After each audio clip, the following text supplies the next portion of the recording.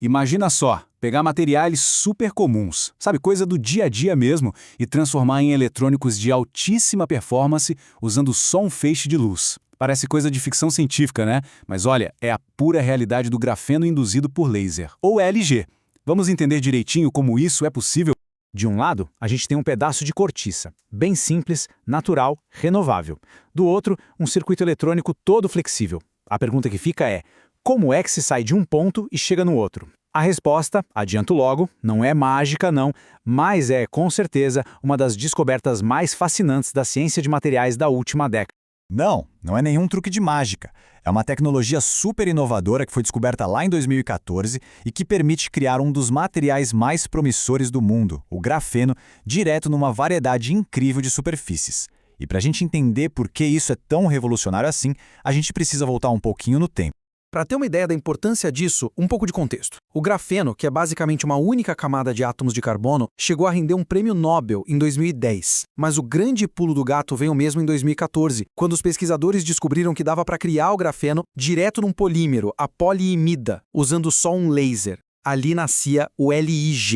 Ok, mas como exatamente um laser consegue fazer essa transformação que parece impossível? Bom, não é alquimia. É pura física e química acontecendo numa velocidade absurda. O processo é, na verdade, bem elegante e simples. Primeiro, um laser aponta toda a sua energia para um material que seja rico em carbono. Aquele feixe super intenso vaporiza a superfície na hora, quebrando as ligações químicas e liberando gases. O que sobra? Carbono puro, que se reorganiza instantaneamente naquela estrutura hexagonal clássica do grafeno. E o melhor, tudo num passo só, ao ar livre. E essa transformação pode acontecer de duas maneiras principais.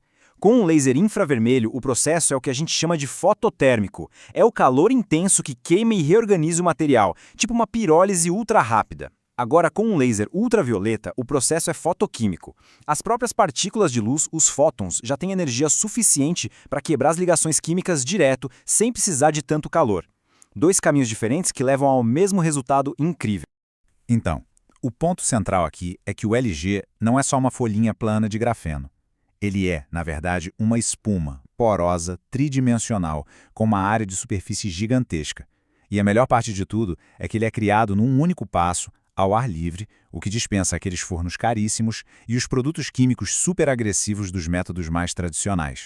Lá no comecinho, o pessoal achava que o LIG só podia ser feito em plásticos bem específicos, como a tal da poliamida. Mas aí os pesquisadores começaram a ficar criativos, né? Começaram a testar o laser em praticamente tudo que tinha carbono. E os resultados, bom, foram surpreendentes. A versatilidade dessa técnica é, sinceramente, impressionante. Madeira, cortiça, papel, tecido. Até resto de comida como casca de batata ou pão torrado pode virar grafeno. Recentemente, até a quitosana, que vem da casca do camarão, entrou nessa lista. Basicamente, a regra é: se tem carbono, tem potencial para virar um precursor. Essa mudança para materiais naturais e resíduos acabou criando o conceito de LIG verde. E como essa pesquisa de 2022 aponta, o foco agora é usar fontes renováveis. A ideia é justamente alinhar a fabricação de eletrônicos de ponta com um futuro mais sustentável. Tá, toda essa ciência é fascinante, mas e na prática? O que isso muda? Bom, essa capacidade de imprimir grafeno condutor em materiais flexíveis e biocompatíveis está abrindo as portas para uma geração inteiramente nova de eletrônicos. Vamos ver uns exemplos.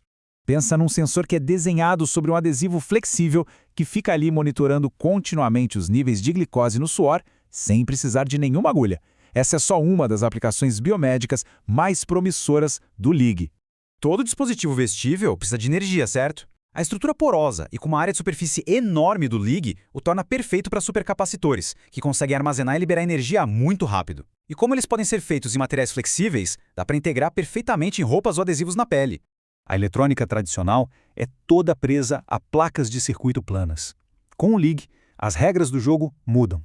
Passa a ser possível desenhar circuitos condutores direto em superfícies curvas, complexas, abrindo caminho para dispositivos eletrônicos com formatos que antes a gente nem imaginava ser possível.